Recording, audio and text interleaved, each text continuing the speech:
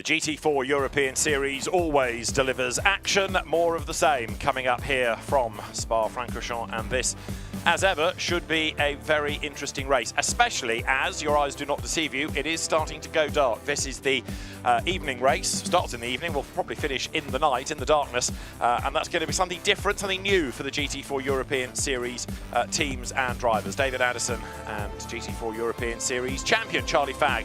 Trackside, looking at, first of all, Charlie, a busy grid is filling up all the time. It's been a long day for the teams, long day for the fans, long day for the marshals, but a race of an hour with the light changing is something a bit different, and nighttime racing is always very special. It really is, yeah. It's certainly a really special time. First of all, hello everybody, and welcome to Spa-Francorchamps. I'm really excited for this GT4 race. GT4, obviously, super exciting series, fantastic young drivers, all up and down the grid. We've got 55 drivers about to start this race as we head into the source for Turn 1. Yeah, super exciting night racing in general, especially for the younger guys I alluded to in qualifying. They don't always get this opportunity in GT3 racing. We see it more commonly, such as Paul Ricard when we had the longer race there, and obviously the Spa 24 hours. But it's a big thing for your career as you go forward as a GT driver. So great to get it in early doors in GT4.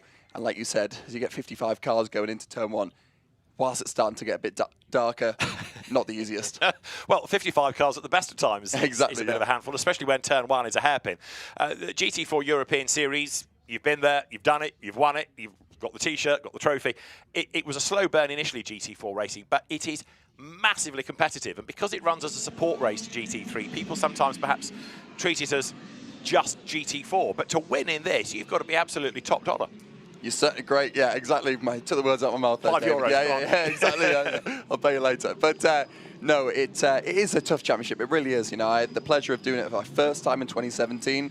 I then did a one-off round in 2019, and then I came back for a full season in 2021 with a fantastic team who gave me the equipment to do it. So yes, it was an amazing championship and so hard to win. As you say, it's all about qualifying. It's all about trying to be at the front, no mistakes. There's quite a lot of races in this championship, so if you have one error, it's not like you can just quickly come back from it. Of course, that's the same in any championship, but especially in this series, it's not the easiest ones to bounce back from, so important to get lots of points. And equally important to do that is qualifying, because if you cannot, with all that traffic, string a clear lap together, you get mired in the traffic and a bit lost. And so the car that is on the 27th row of Alex Denning is really in strife in this, whereas the sister car is going to be on pole position. That's the car of Josh Rattican and Tom Levin. And Antonia Rankin is down on the grid. Let's join her and the Elite team. Tom, you're coming into this race 8 points ahead in the championship and starting on pole. Brilliant. Yeah, it's sort of well, it's the best place to start. We'll see what we can do going up to Turn 1. If Josh can put a good stint in, I'm sure we're contenders for a podium, and we'll just have to see it goes, really. What would you say is the best technique for a great first lap here? Well, the inside's always the best here at Turn 1, I'd say, personally. Yeah, obviously there's always a risk of a crash at Turn 1 here, but starting pole, it's sort of the best place we could be, really. Okay, so how will you stay out of trouble? Get to the end, really, do the best we can, make sure we're not caught up in any silly crashes. Obviously battle for position, but make sure we finish. Good strategy. Best of luck. Thank you. So Tom Levin gets set. Yeah, his car on pole, the sister car at the back of the grid. Did we ever get to the bottom of what the problem was with that? Were they being a bit tight-lipped? Suspension issues from what I've seen from Alex Denning, which is interesting enough that they got the car back out for Q2. You think suspension is almost terminal. Yeah. So whether it's just a wishbone or something that they could replace, I'm not sure. However, they did obviously get the car out for the second qualifying and did a decent job. But yeah, a real shame for Alex Denning, a really nice young lad, a fantastic, really talented young driver. So he'll be down towards the back of the grid, of course, starting 54th place. But it'll be exciting to watch him from our point of view. It'll be really, really exciting. So yeah, watch out for car 77 as hopefully he gets himself towards that top half of the grid. And there is the RAFA element of RAFA Racing Club, Rafael Martinez, the GT4 European Series powered by RAFA Racing Club to give it its full title. And John Lancaster is in the car. Rafa Martinez then will do stint 2. They'll of course flick for tomorrow's race. And Rafa Martinez, the more mileage he does, the better he gets. Absolutely, yeah. I wonder what you're saying there to John. Just giving him a couple of words of wisdom before he heads out. But great to see John and RAFA Racing Club being right at the sharp end this time. We've always seen flashes of speed, but now being pole in Pro-Am and 4th overall. It would be really nice to see Rafa Martinez and John Lancaster get up there. It's such lovely people. And As you said, yeah, a car that's doing really well. So hopefully we'll be able to get to the front end with those guys, because I think they could deserve some luck. Sure. So could that man, Luke Ibanez, who along with Alex Papadopoulos had a win at Misano, but Luke Ibanez, very quick driver. See the variety on the grid. You look down, you've got Aston Martins, you've got Porsches, you've got BMWs, Ginettas are back this weekend, there's Toyota on the grid, Mercedes as well. There are other brands that are probably missed, but we'll come to during the course of the race. I also just touched on the name of Luke Ibanez. Antonia has caught up with the Spaniard now. Luke, you are right in the thick of it in the middle of the grid here. What's your technique going to be to make sure you're right at the front by turn 1? The principal idea is to cross the first corner, to save the first corner, and then the first lap is going to be on the top 3. I'm sure I can go to the victory. Let's see to push, and I think we have the pace. Well, let's hope you survive the first corner then. Thank you. Best of luck. Sounds so simple when a driver says that. What you can't legislate for are the other 50-odd cars around you. They're on the outside of the front row.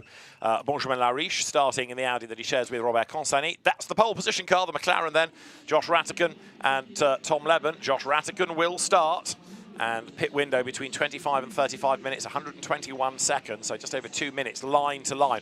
It is a very, very long pit lane here, and as a driver, coming in at the chicane and leaving at Eau Rouge must feel like an eternity at the pit lane speed limit. It certainly does, yeah. You just feel like you've gone the whole lap with 200 kilometers an hour, maybe plus on an average lap. Then you hurtle down to 50 kilometers an hour, and I can't tell you how slow it feels. But like you say, it's the same for everyone. So firstly, it doesn't matter too much, but yeah, change it over to your teammate and hoping just for a great second part of the race. So the grid's starting to clear.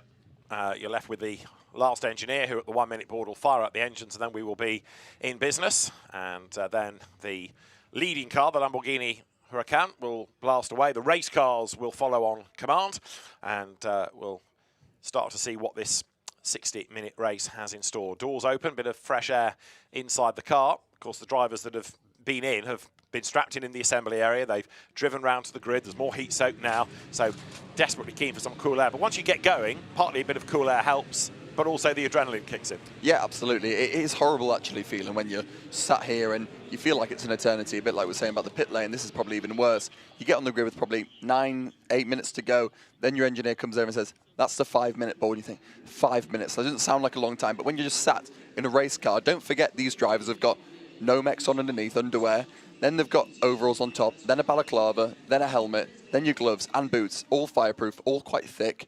Actually, you get to the point where you think your internal temperature is just rising and rising and rising because of the heat soak in the car. You just sat in a 200,000-pound sauna, really.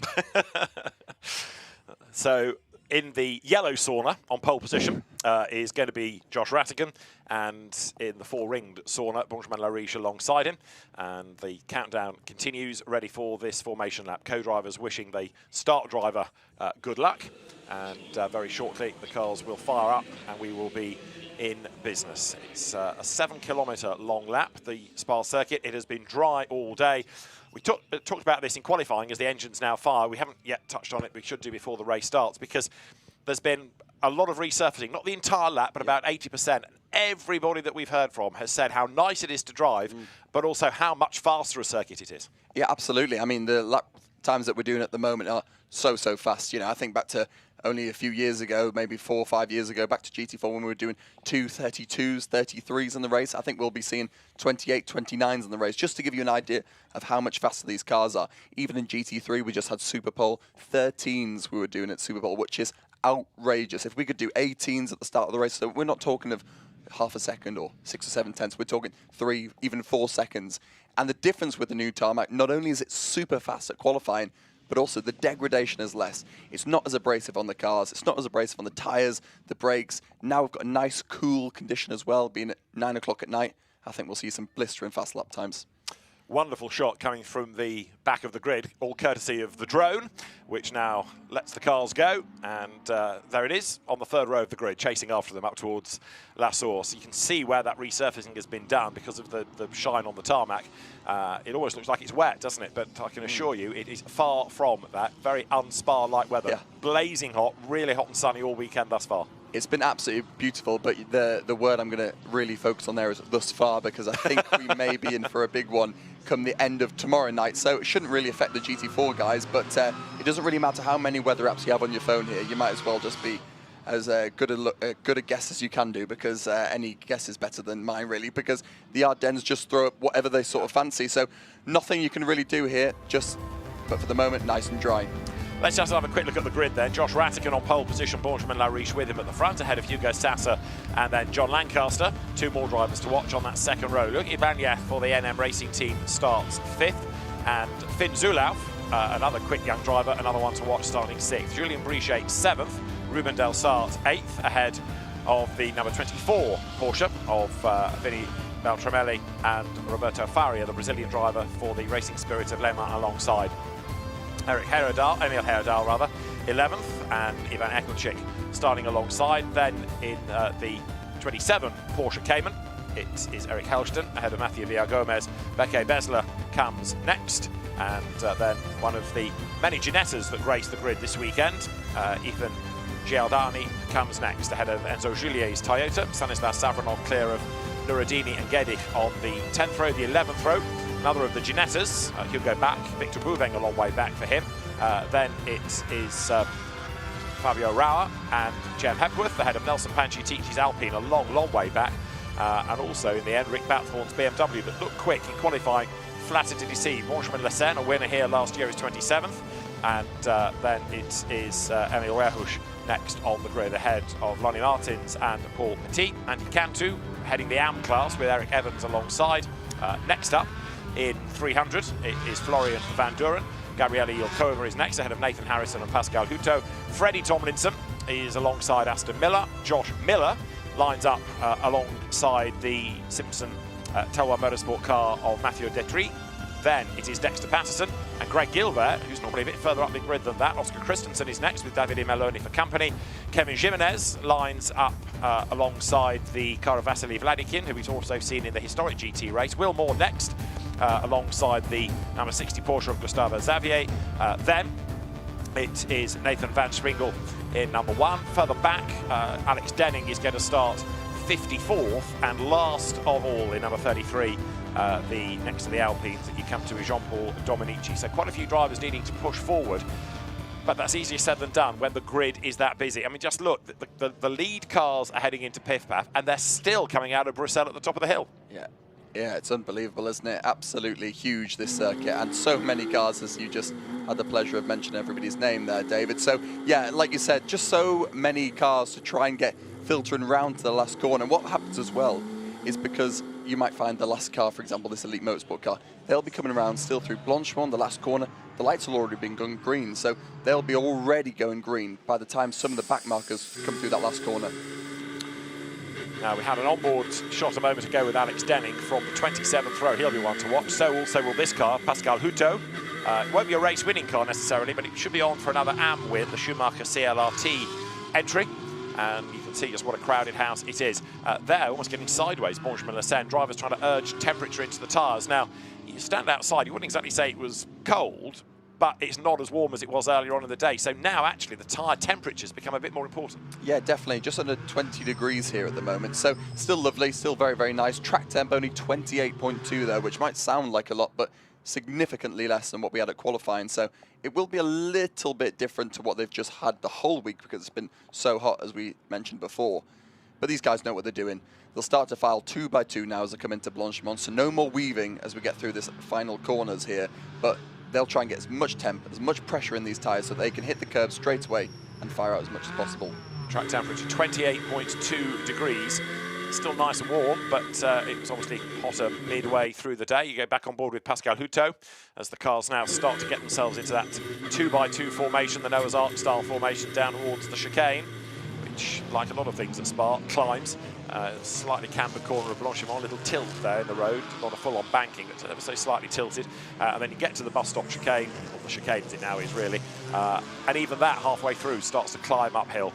Everywhere you go at Spa, there's a hill involved, so it feels. So the Mustangs taking on at the back there the Porsches, the BMWs, Audis, which aren't as common as they used to be, but still competitive. Witness Benjamin Lariche and Robert Constanti's car on that front row of the grid. The first of 2 races then this weekend. This after the 2 at Paul Ricard and 2 at Massano. The 5th race of the season in the GT4 European Series powered by RAFA Racing Club.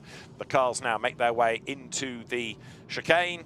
And assuming that Joel Duval, the race director, is happy, he'll give the instruction to flick the lights from red to green, and then hold on to your hats. This is going to be a dramatic first lap for sure. It's McLaren versus Audi on the front of the grid. The lights on the gantry are red. When they blink green, it will be blast off as the cars accelerate away now with a good start look by Luc Ibanez going to the inside line. He gets an absolute face full there of Hugo Sassa, so that plan fails.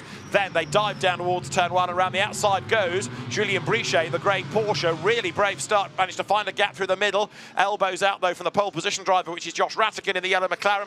Brichet right up alongside him then as they drop downhill, and the Porsche is going to go through, and that car started way back on the 4th row of the grid. So brave stuff as they launch themselves now uphill for the first time. Wow, what a start. Yeah, just saw Josh Rattigan there. Had a good start initially. Benjamin Lariche just slightly slow as we got the Aston Martin, the number 100 car, just off into the gravel.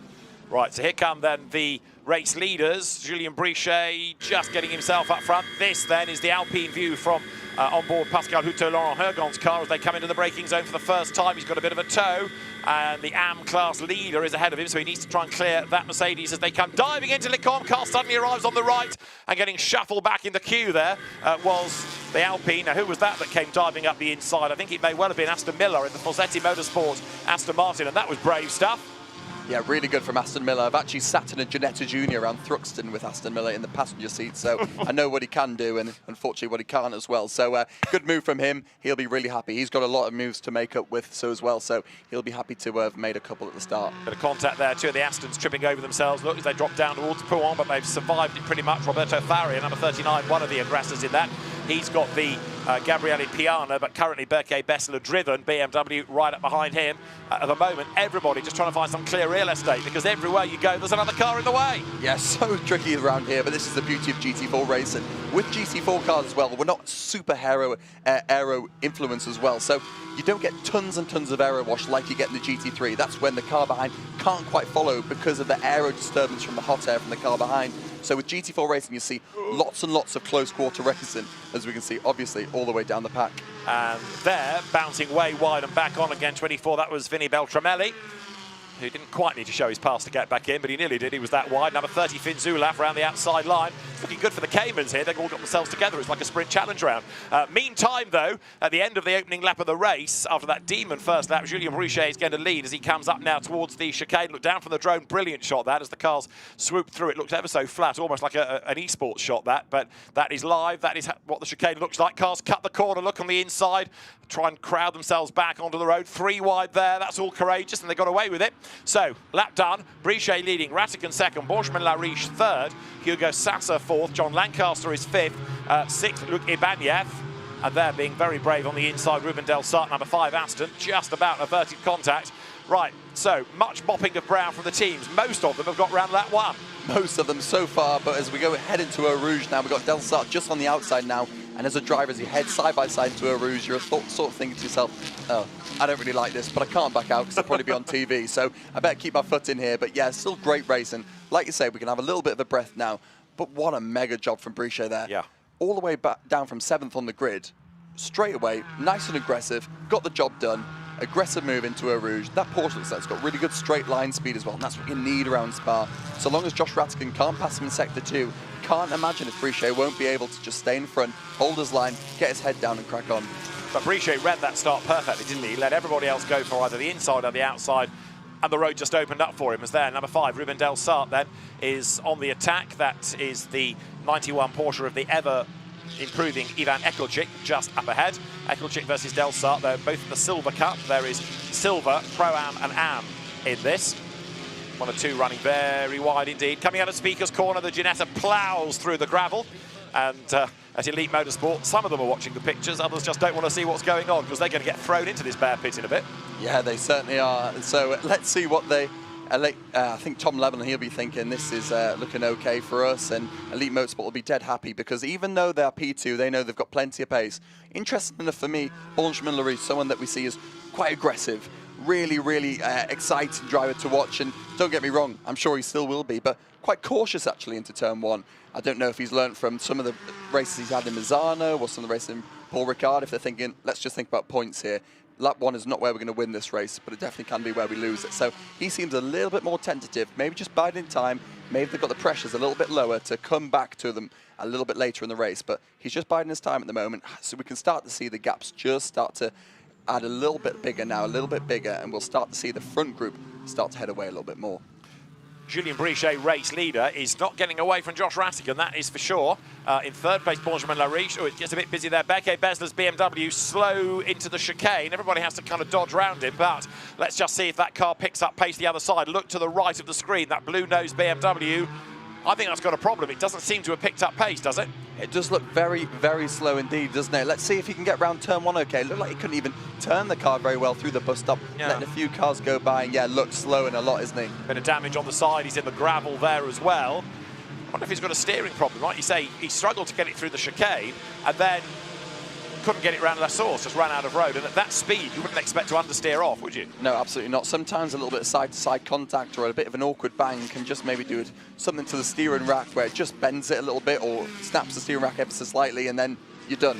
There's nothing you can do about that. So unfortunately, it looks like that car will be out of the race. And it's not even their car, it's one they borrowed, because the regular Boroshan car was damaged in testing in the week, so they've had to borrow from a local team. The invoice might have just changed as their 22 Porsche goes through. That's the Allied Racing car of Herlinda Rodini. Everywhere you look, there's a battle going on at the moment, isn't there? Porsche, BMW, Porsche, Aston Martin. Another yellow flag out in the first sector. But that is the lead battle. And the top two now just edging away a little bit from Benjamin Lariche. Julien Brichet at the start of this lap was just under half a second ahead of that yellow McLaren. Dropped downhill once again, through Pouhon they come. But the Audi in third place, not for the moment being able to stay right with them. No, certainly not. Again, you have to beg the question, is it just the Audi's not quite quick at the start of this race? Is the pressure going to come back to it? As we can see, John Lancaster looking all over Luca Bagnaia coming into Piff Paff, thinks about it, but then thinks better of it. The Mercedes also has good cornering speed. Similar car to the McLaren in some sort of ways. Obviously, differences. The Mercedes a front engine car, the McLaren the rear, but both quite fast through the corners. Both, that's where their nimbleness comes into play. Not super rapid in the straight line speed, but very, very similar cars. So it'll be interesting to see the different strengths and weaknesses between the two. And look how wide they run coming out of campus and through Cours Paul Frère there, kicking up a little bit of the gravel. Julien Brichet still leading the way then, with Josh Rattigan going after him. Julien Brichet in the JSB Competition Porsche, which means that it is the car that he runs.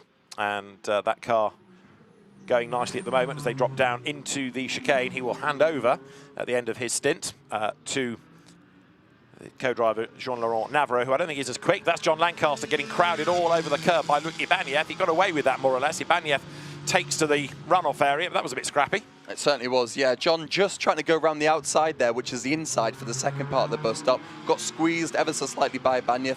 Nothing really doing there. Not Ibanieff's fault. I would have done the exact same thing. In fact, I probably would have done it worse. And for the same thing, John, I totally respect the way he's going for that move. So just a racing thing for me. Nothing bad at all. And at the end of the day, no one lost out too much. Of course, John has lost out a little bit from time, but I think if he holds the position into Eau Rouge, he should be fine and be able to crack on back to the end of that Mercedes. The only negative in a way, though, is whether or not that counts as a track limit warning. And of course, they tot up to 3 before you hand the car over and then they reset. So you do need to sort of keep out of trouble if you can, if only in that regard. Great little battle going on there. Look, Aston versus Porsche on the climb up the Kemmel Straight, heading now towards Les Cons. This is all about bravery at the braking zone, but it's about grunt in a straight line, isn't it? And it's going to be number 30, Finn Zulauf, that stays ahead. Off the racetrack goes Villagomez. He will bounce back on again, but that was, I would say, from Mathieu Villagomez gaining an advantage because he didn't really slow enough. Yeah, you'd be disappointed if you were the Porsche. I think he might have just let him back through as we go into Brussels now. Yes, he has. So fair enough. If you're going to do that, then let him back by, and obviously, hopefully, won't cost as a track limit warning either because of that. But yeah, good little battle again for P8. Wonder if the Porsche there can just stretch his legs and catch the one in front. Finn Zulauf in the Pro-Am, other car in silver. This is the Ibanieff Lancaster touch and go moment. John Lancaster had to sort of bail there to avoid a bigger amount of contact, but actually here the curb really slowed him down no end. He launches over that, and the engineers all wince as they see that. It looks dramatic in normal speed, but super slow-mo looks really, really hard on the car. Yeah, it's also not the nicest feeling as a driver there. If I was John, I always try and miss that one. as drivers, you always try around the outside, and you're kind of half expecting to get pushed out there. It's just a horrible feeling as when you've got to commit over that curve, and you know that you can have a big land and a big bump, and as you say, the mechanics will go, thanks, John, appreciate that. Yeah. It's your round. Up front then, Julian Brichet still leading the way. Josh Rattigan staying with him. Now, kind of fast forward to the next stint. Tom Leben takes over 78. Jean-Laurent Navarro will take over the Porsche, and that in the pit lane is Beke Bessler. Rather looks like it's the day down for that car. I would possibly be committing myself here to say that Leben is quicker than Jean-Laurent Navarro, so the McLaren net has the advantage. Yeah, you'd think so, wouldn't you? I mean, for me, I think Rattigan could have a go at this anyway. The thing is, as we come into Sector 1, this is where the Porsche really, really is quick. The McLaren will catch under braking, but if you watch the Porsche now, will just slightly stretch his legs. Only 3/10 at the line now. You can see the two barely separated by anything, but now the Porsche will get going. The McLaren will probably be a little bit faster in Eau Rouge, but this is why the BOP works perfectly, doesn't it? You can see now the Porsche stretches legs. The McLaren will come back slightly Eau Rouge, but then during the second sector, coming into the third sector, that's when the McLaren comes into its own. So this is why GT4 racing and multi-class racing, where we have lots of different manufacturers all over the world, is so good, because you get racing like this where it's not just all the same throughout the whole lap. And to the eye, I would offer you also that Benjamin Lariche is getting a little bit closer. Josh Rattigan there has done the fastest lap of the race now. He did it last time through. He did a 2:29.0, so he was 3/10 quicker. But all of that now is kind of spurring on Benjamin Lariche. That Audi starting to come alive as the stint wears on. Of course, the cars will change. Tyres will be up to temperature. Fuel load will be coming down lap after lap. So maybe now that car is behaving in a way that Benjamin Lariche is a little bit more confident with.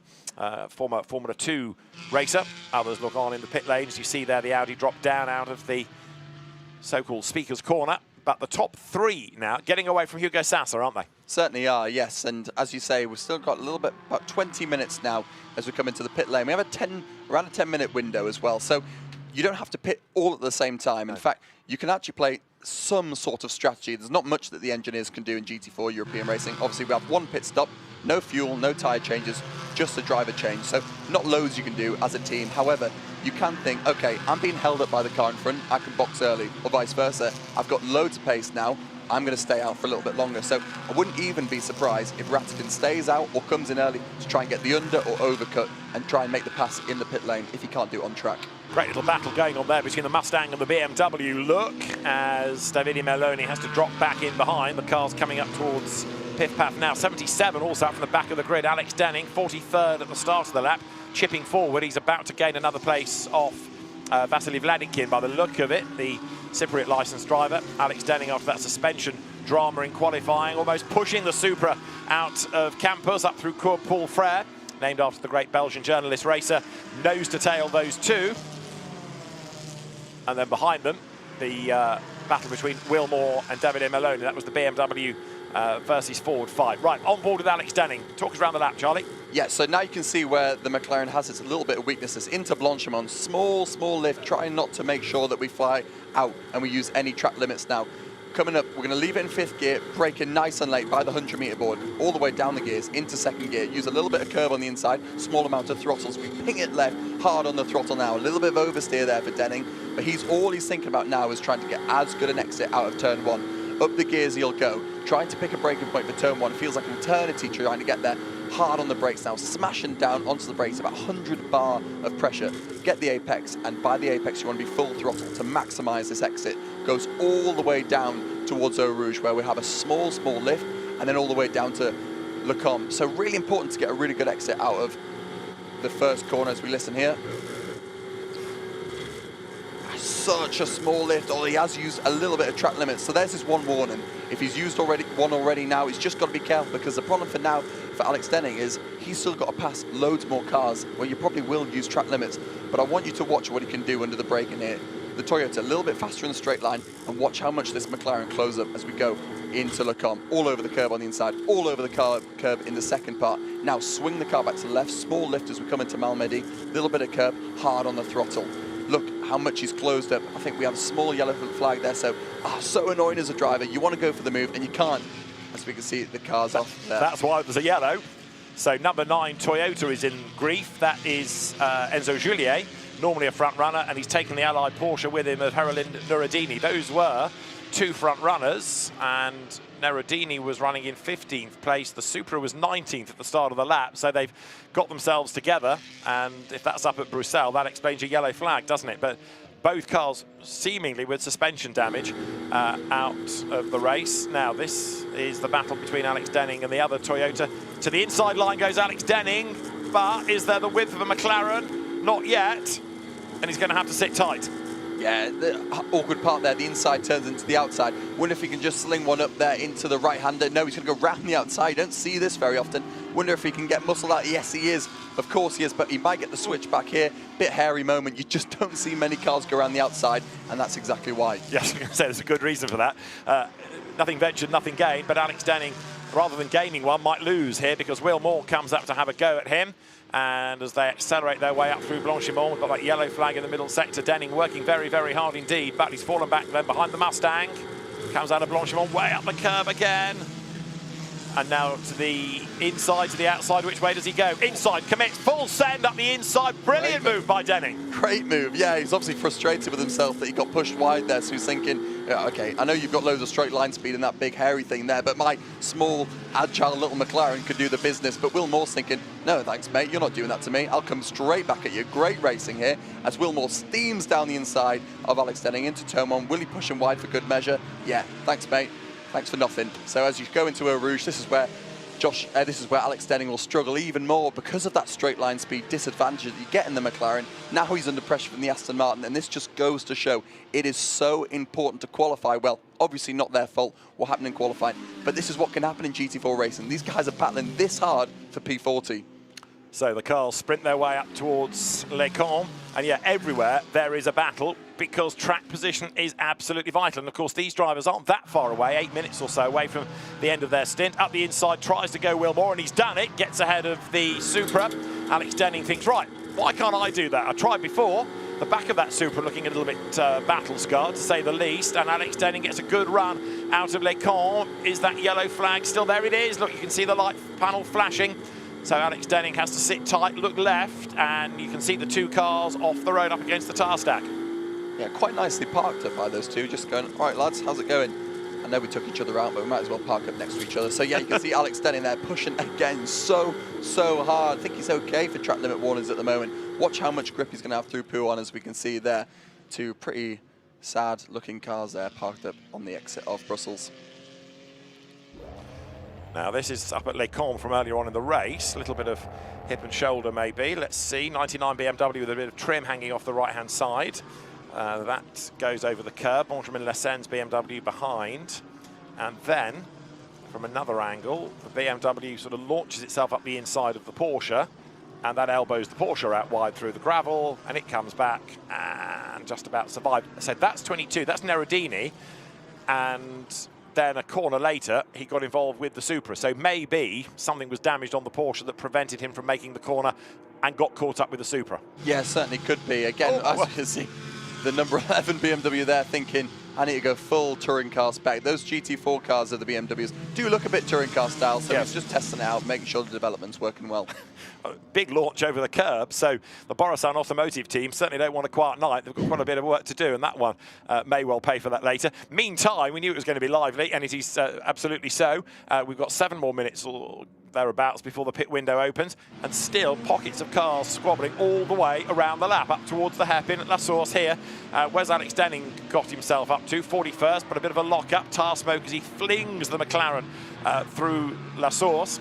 He's got ahead of the Supra finally, but he's got that car by the scruff of the neck. You did not deliver for me in qualifying. I'm going to get every last 10th out of you in my stint, he says. Exactly, yeah, but looks like he's got a little bit of damage there on the left rear of the car. Hopefully we'll be able to see a little bit why, but if you can just see as it pans over to the left rear, a little bit of damage. Now the bodywork just might be rubbing into that tyre. It's going to be okay so long as it doesn't get any worse and then create some sort of puncture into the tyre. But there, at least Denning has a little bit of clear air there. But now you can see, look how much Will Moore's left him already. Alex Denning had so much pace before. Okay, he's got ahead of the Toyota, but now he has to crack on. And sometimes when you start this low down in the GT4 battle, you work so hard. You go to the engineer, how are we getting on? And he goes, P40, and you think, how are we still this far down?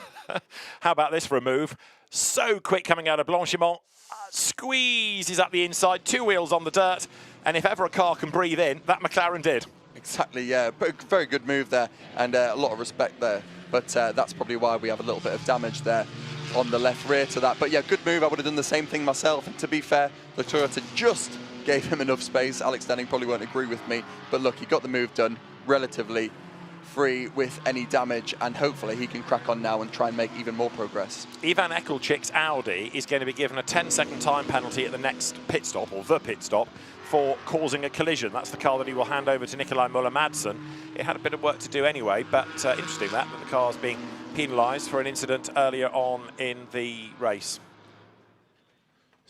Up front, Josh Ratican is now ahead of Julien Brichet, and so also is Benjamin Lariche. So Brichet has dropped to third for reasons that aren't immediately apparent. Whether it was an off, we'll try and trace, but we've got a McLaren in the lead. We certainly do, yeah. Fantastic work from Josh Ratican. Obviously, there must have been some sort of problem, or maybe just a slow lap or whatever it is. Looks like he had a slow sector 2 and then got back on with it sector 3, but lost 1.7 seconds to the McLaren there. So yeah, this will be really interesting now to see what Benjamin Lariche as well. What has he got? How can he reply to this super quick McLaren, which probably is the fastest car outright on one lap, but just can't race as well. So now he's in the lead. This is absolutely perfect for Elite Motorsport. But Ratican to Lariche is 2 seconds, and to the eye, that might be a bit less, you know, coming up to Lecombe. Let's have a look at the sectors as they break the beam. A 42.9 plays a 42.4. Yes, so Lariche is on a mission. He's pulled half a second back in the first part of the lap alone. He certainly has, yeah. But now we're going into the longest sector of the track, and this is where Josh Ratican and all of the McLarens have been super fast all the week. So now it needs to see, how does this ebb and flow? Okay, yes, you've gained 5.5 tenths in sector 1. But if you lose a second in sector 2, then you need to find something pretty special in sector 3. So this is where it's going to work, and this is where it's going to be really interesting to see what the differences between those two cars are. Downhill they drop, so we've got just under 40 minutes of the race to go, but 3 minutes and change before the pit window opens, and that, if you play it properly, might gain you some ground. Others, of course, are going to lose on that if they've got a penalty, and there's more drama.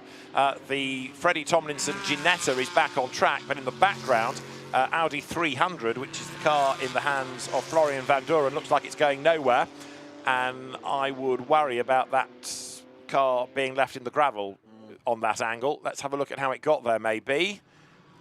The Audi spins, or it spins into view. Maybe there was contact already because the Ginetta was way offline. It was able to keep the momentum up. Oop, mirror gone. But Freddie Tomlinson rallycrossed his way through the gravel. Brings a lot of it onto the circuit, but he was lucky to keep the momentum. But that Audi sitting there, bit precarious maybe. What do you think? Yeah, very precarious. I think there'll be either a definite full course yellow or maybe even a safety car. Freddie Tomlinson did well to get out of there, and I think even though it's just a wing mirror, he should be able to get a new one of those pretty easily. I think he knows the owner quite well. So yes, a shame for what happened there with the two cars, but it's, again, one of those awkward ones. When you're so frustrated, you're racing a bit lower down than you think you should be. You go for moves that are probably a little bit more 50-50. And full course yellow is coming. You see everybody slowing down, and the full course yellow is now instigated. So we go full course yellow. Pace neutralised. That means everybody slows down straight away. The race easier to control, therefore, because you've got everybody at a slow speed. It gives race direction chances to sort of catch their breath and say, right, okay, everyone's now at a safe speed. What do we need to do? How do we get that car out? How long will it take to get a recovery vehicle there? How long is it going to take? Where's the nearest access point? And they can do that with the whole pace of the race being reduced.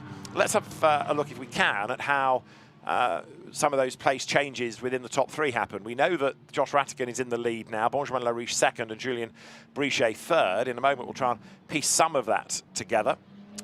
The Porsche down in third place. So let's have a look at how that change for second place happened. We'd already had the McLaren through into the lead, and this was a very, very rapid Benjamin Lariche coming out of Pouen.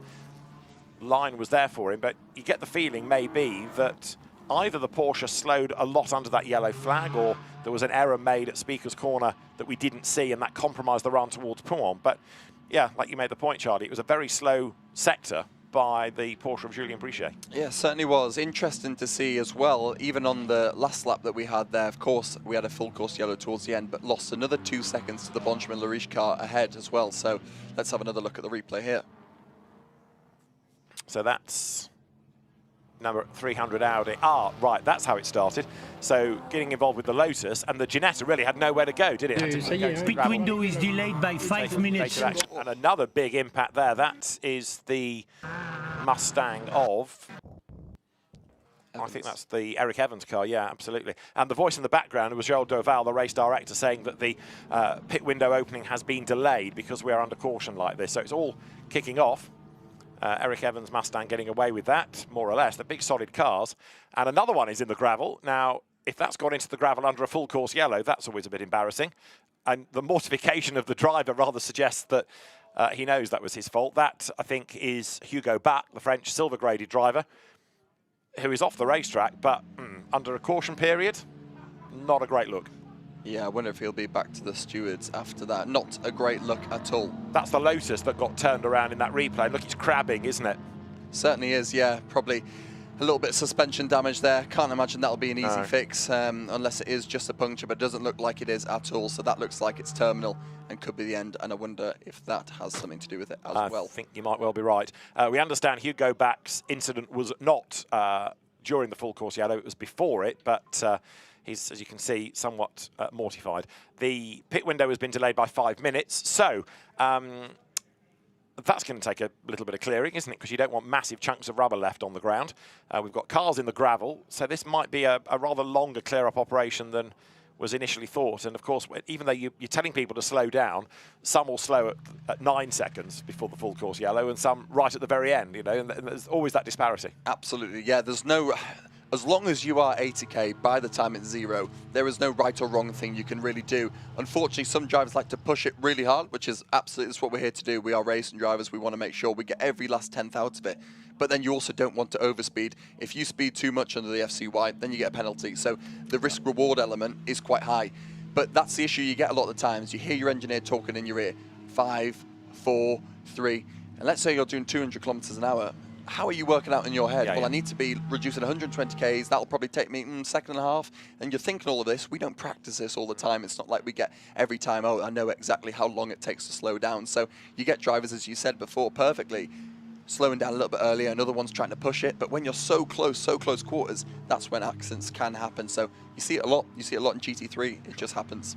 Now the safety car is on track. We're not yet under safety car conditions, but we will be for the restart. Full course yellow is fine, it's great, it slows everybody down instantly. But while you're going slowly like this, you lose tire temperature. So by deploying the safety car, you go quicker.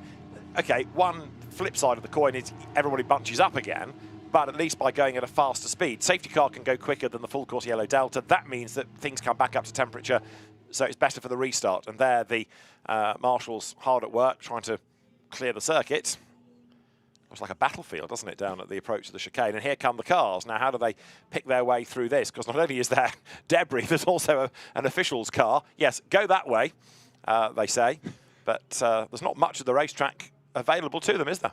Certainly not, especially when you've got 55 of them trying to all flood through at once. But yeah, Marshall's just trying to get rid of a lot of tyre debris there, all in one piece as well. So interested to see what would have happened there. But yeah, so now hopefully we go into that safety car window. As we see, the window is delayed by 5 minutes. So we're going to go all the way to 25 minutes at least, and then the pit window will open. So this will give another element to strategy for the teams. Do they leave their drivers out for even longer, or do they bring them in as soon as possible? The problem is, if we do go safety car, then it goes green, then you're going to get bunched up and you're going to start racing again. So you might be better off all boxing early and then trying to get some clear air. The problem is, if everyone does that, well, then you haven't really won. It's a bit like getting a speedy boarding pass and thinking this is great, but everybody else and their dog's got one, so then it's not so good, is it? But or you have to get on the bus. Well, exactly, yeah. And then it's all irrelevant. Exactly, yes. Isn't that the worst?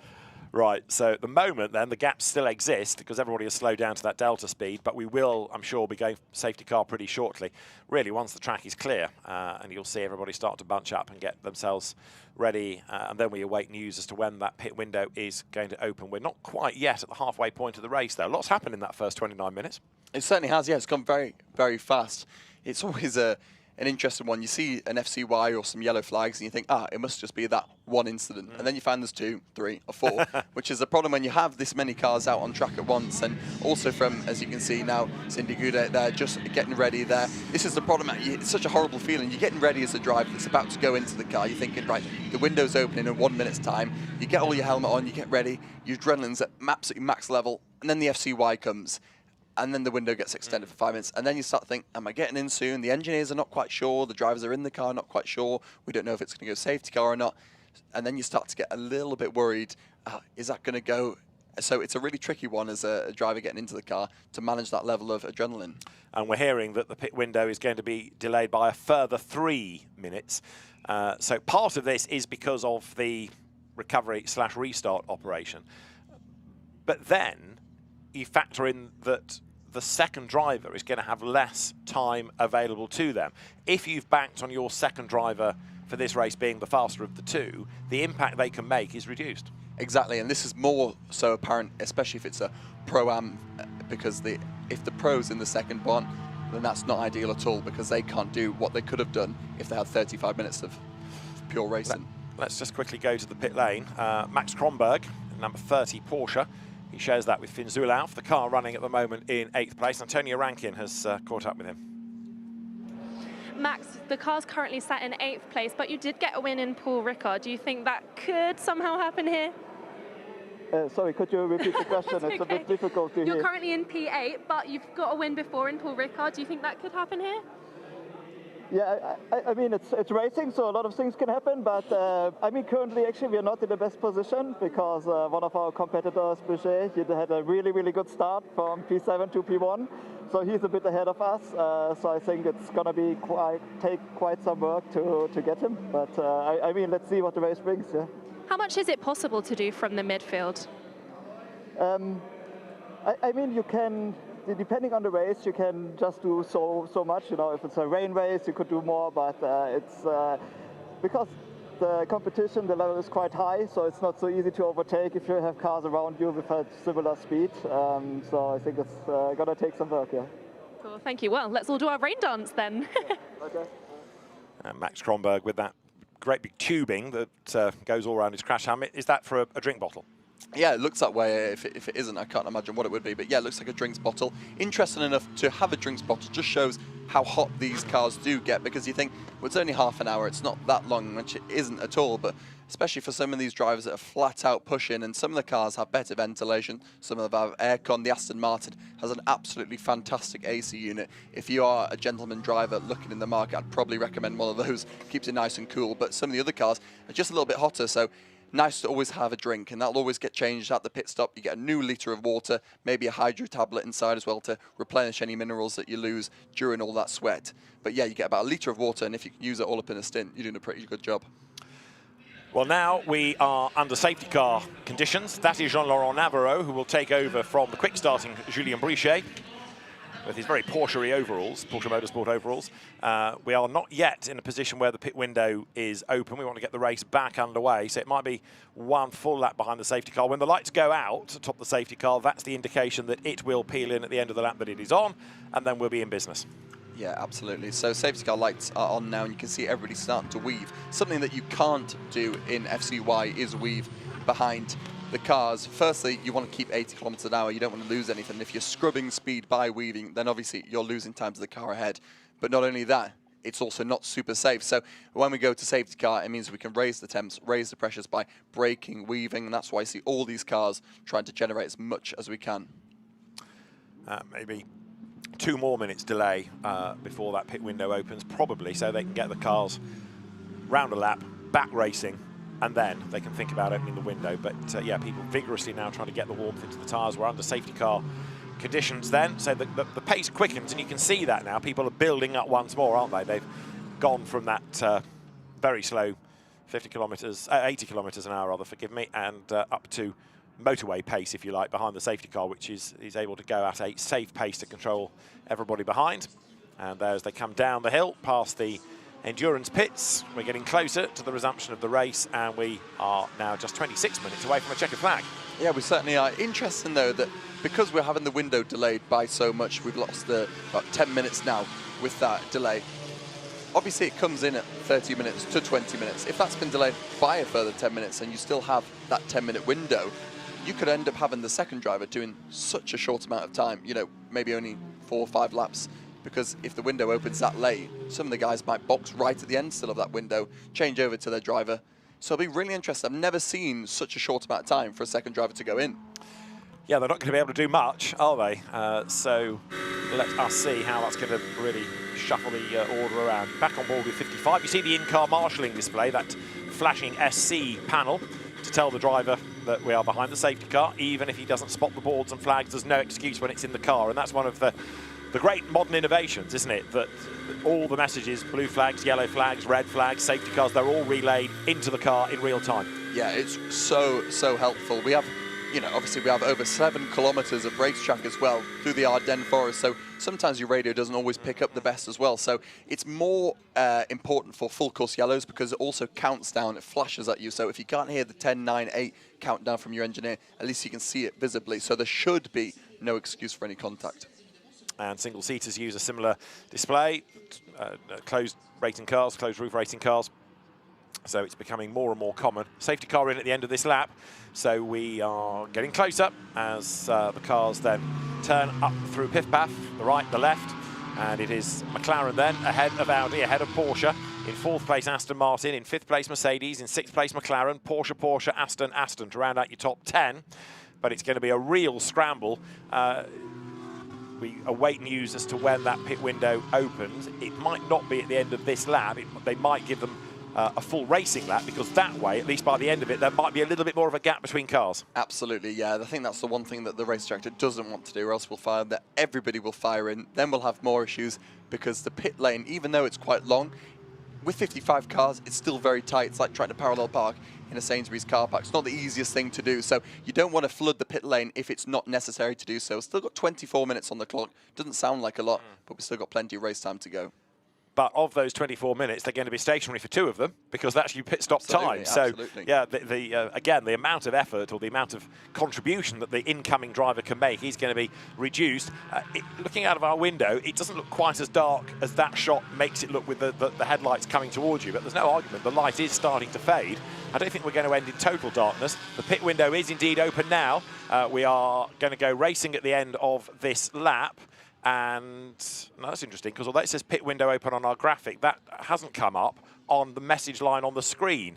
So I'll be interested to see if anybody takes it. Here they come. Nobody is doing so. I think that's yet to be communicated to the teams, and nobody's prepared to gamble on it. Yeah, exactly. I think we probably just had that because it was ready to go at 30 minutes. But yeah, interesting. So as we can see it, no pit window open, although we do have one BMW diving up the inside to try and prove us wrong. So let's see. But the message on the message line to say pit window open has not been put up there. It may have come over the radio, in fairness, but on track, Josh Rattigan leads Benjamin Lariche, and Julien Brichet is 3rd as they climb the hill then. So a good restart by Rattigan, and Brichet loses the Porsche. He has a big spin. Around it goes. He's missed everything solid, and that was a proper Code Brown moment. Julien Brichet recovers. I don't think a tyre let go on him. I think that was just cold tyres, and it got away from him, even though Julien Brichet is an experienced driver. But that was a massive lose, and he will bail for the pits this time, partly to put Jean-Laurent Navarro into the car and partly to head to the nearest laundrette. Absolutely, yeah, lucky man he is. There's nothing worse than spinning up there. Not only is it weird spinning up the side of a hill, but also you've got 50 cars about to follow you as well, so this just shows how easy it is to make a mistake. It's gone all the way to the right with that extra bit of runoff now. It's certainly helpful. But how close was he to hitting that barrier? He just about managed to miss that by a Nat semi-crotchet, and that was very close indeed. So that takes the Porsche out of the mix. It puts Hugo Sasser up into 3rd place. That funny noise you can hear in the background booming away, that is Julien Brichet's heart rate. It's getting back down to normal as he comes through Pouhon. So he's dropped down the order markedly. There he is, number 46, Porsche. So that's cost him, what, a dozen places, if not more. And the drivers now making their way down to the Pif-Paf.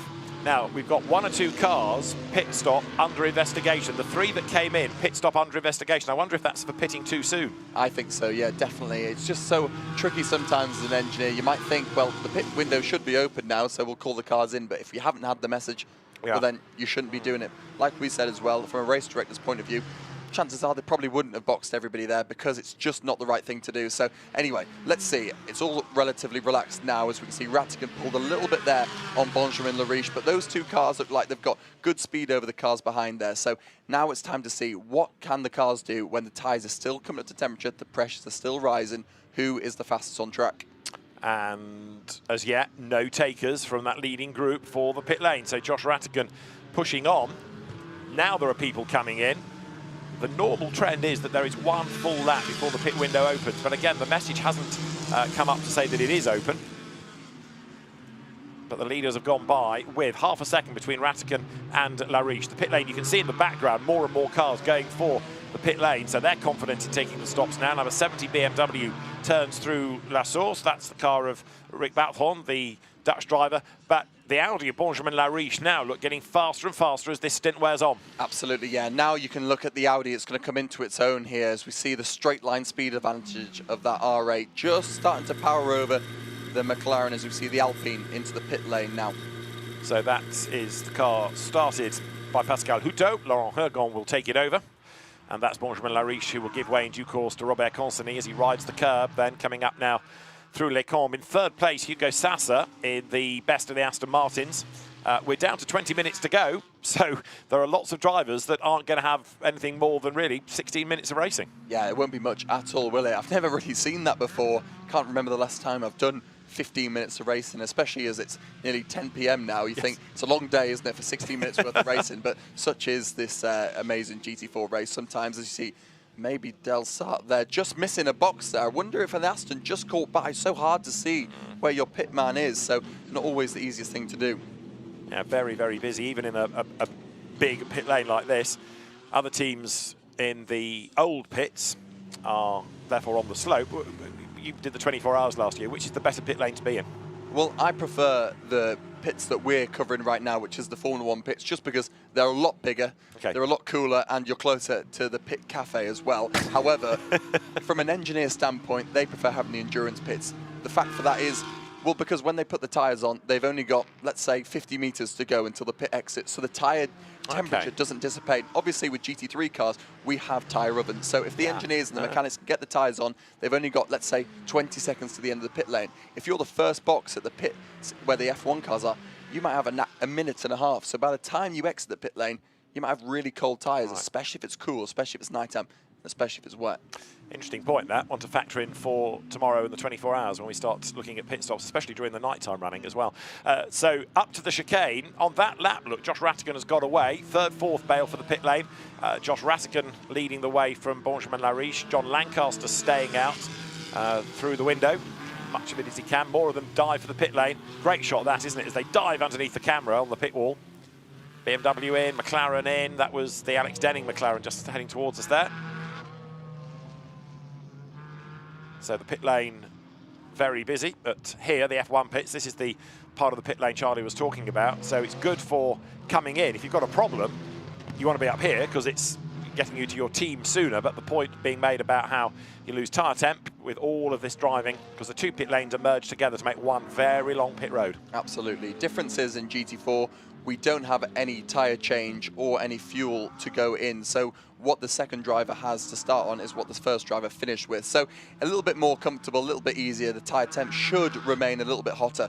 But like you say, David, you've got nearly 2 minutes in this pit lane. So even if the tyres are nice and hot, we operate around 80 degrees Celsius with the tyre temp. So that'll probably dissipate towards 40, 50 degrees. It doesn't sound like a lot, but from percentage, that's nearly 50% of your tyre temp, which is gone. Not the easiest thing.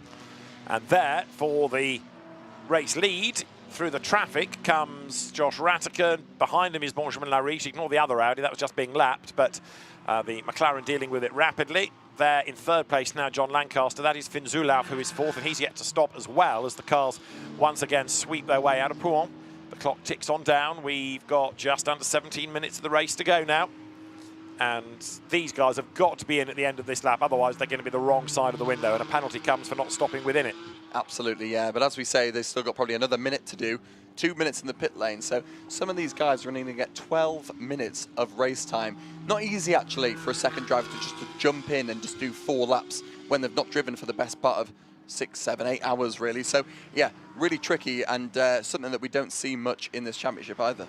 John Lancaster then up through the traffic. Whoops, the Audi moves across and in. John Lancaster round the outside on the grass in fading light. That was brave. Yeah, it certainly was. I'm sure he won't be buying a beer for that Audi anytime soon. Yeah, thanks for that, mate. As he's probably trying to extend his stint as long as possible. Now under pressure from the car behind, but should be okay as the McLaren's got great braking performance into the final corner. Does he come into the pits and hand over to his AM driver, RAFA? He certainly does. And what about Rattigan and Lariche? Oh, now we've got a Porsche that stopped and mayhem has broken out because it doesn't want to go and there's a whole traffic jam behind it. You can't make it up, can you?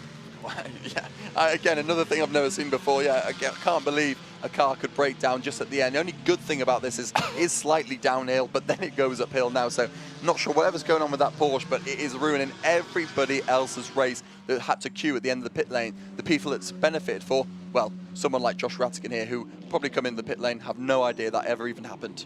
And you're not meant to overtake in the pit lane, but if a car expires and causes a traffic jam, what can you do? And some have got round it, some haven't, honestly. Exactly. What a race. What's in store for us next? There is Robert Consigny getting on board number 3 Audi. Just about everybody else that hadn't pitted now does. Drivers rush round the car. Be cool to see a replay of that Marshall kicking the cone out the way. He's obviously been watching a lot of the Euros. If it was Lukaku, probably would have missed that one, but any Belgian fans out there, sorry for that one, but I had to slip that one in there, didn't I? Josh Rattigan down the pit road. Now he's got to serve the stop, so hopefully that traffic jam will have gone by the time he's good to go. That is Finn Zulauf, who was given way to Max Kronberg. Team happy with that performance. There is 78. That's almost the perfect place to go back to your point for the races where you've got tyre warmers, because it's the last garage, so as soon as the tyres are on, you're away and you're almost up to speed. It certainly is. Championship leader gets to pick which garage it would like, or at least it always goes for the first garage. It was very similar when I did it with United Autosports. So handy. What's also really handy is you can see how close he is to that pit exit line. They probably won't have to engage the pit limiter. No. Now, it didn't seem like a big deal, but if you put the pit limiter on, get to 50, then release it, there's still a delay. It doesn't go straight to off and then release and go. If you don't have to put that pit limiter on, you just cruise all the way up and you could gain another 3 or 4 tenths. So the clock ticks on down. 14 minutes now we've got left, and the BMW's here. Ricardo van der Ende over the line, and he comes up to the hairpin. Now that car, number 17, is now in 11th place, and it started, well, nearly in Hasselt. It was that far back, a long way back on the grid, but van der Ende and Benjamin Lassen have managed to get up the order, and as back on track comes Tom Leben, he will still lead, and Robert Consigny is behind him, and they were about 4 or 5 lengths apart before the pit stop, and they're about the same coming out the other side. Yeah, but Consigny super quick out the pit lane there. Not sure if Leben had a bit of understeer, but I wonder if Consigny can get it done here. This is his best bet. If he can go around the outside at turn, yes, he can, all the way around the outside. Can he keep it on the black stuff? He can do. Is Leben going to try all the way around the outside? He's surely going to get squeezed out into Malmedy. What a fantastic move, and that could be the move of the race. That could be the one that wins them this race. So fresh into the car, not dialed in at all, but Robert Consigny delivers. I wonder if that's anything to do with the rally background, where as soon as you're released, you've got to push. There's never any warm-up on a rally stage, and that's where he came from, a rally background, Robert Consigny. So Tom Leben might take a lap or so to get himself dialed in. When he's dialed in, he might be able to respond, but right now Robert Consigny on the outlap takes over the lead, and that's impressive. What a fantastic job. Yeah, can't underestimate how much of a good move that is. So important for these young drivers coming through. Obviously Robert Consigny's experienced racing driver, as you alluded to before, but so important. These guys were so lap time focused, and of course that is super important. But what you can't teach and what you can't always learn is being fast on your outlaps, fast on your inlaps, attacking the pit lane, attacking the pit exit. That sort of stuff has to come naturally from a driver, and that's just pure aggression, pure intent, and a fantastic, decisive move from Consigny. Now let's have a look at that overtake coming nose to tail out of the pit lane, and then up towards the Les Combes sequence. A bit of a toe, but a demon exit from the pit lane. Super. He did it all himself there. Of course, the Audi, as we know, has great straight line speed, but to go around the outside into Le Combes isn't the easiest overtake, and the hardest part is to slow it down for the second point, especially when we know the McLaren way out wide. We see Consigny, but nice little gap here as he comes into the final corner. Now, this is really important for the Audi. Just to keep cool here, the McLaren will close in under braking because it's got that weight advantage, because it's just much more agile. But if he can stretch his legs, use all that power from that Audi engine, I think he could be on for a win here. Looking good. They came close at Misano, and it unravelled with penalties. Robert Consigny then might feel that the championship owes them a victory, because although they've been there scoring points over the course of the year. They've not yet had a win this season, and they're 11 minutes and change away from righting that wrong, as there now it feels like a proper night race. You look out of our window and it's much, much more dependent now on the headlights. It's just whetting people's appetite for the CrowdStrike 24 Hours of Spa tomorrow. It certainly is, isn't it? Yeah, you can see it's definitely got a little bit darker here, as we can see the 77, it just always seems to be in some sort of battle. Was in there, it looked like that car could have been in a little bit of strife, caught up with that end of the pit lane melee, whatever you want to call it, because it just looked like that was the one telling the car. You could see his teammate Danny going, just go Emerson, just do it. Doesn't matter about what's going to go on, because we just get rid of this car. And they've actually got themselves relatively up the order, considering where they started in P30 now.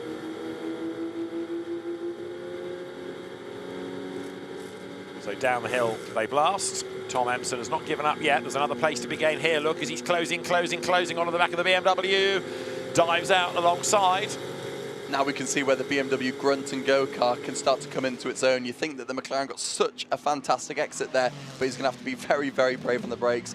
And the BMW is so fast, he's even pulled out back into the racing line. Yeah, Joachim Walder at the wheel of the BMW hangs on to it.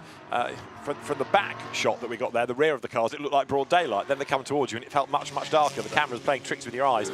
Back on board with the 77 Tom Emerson driven McLaren, and this is what happened a moment or two ago at the chicane with Toyota on the inside, Ginetta on the outside, that gets onto the dirt and has a big old wobble. That was the car that Freddie Tomlinson was through the gravel with earlier on. It's now in the hands of Loris Cabiru, and he got away with that, but only just. That windscreen getting ever more splattered, isn't it, on the Elite McLaren. Tom Emerson drops down towards Pouin.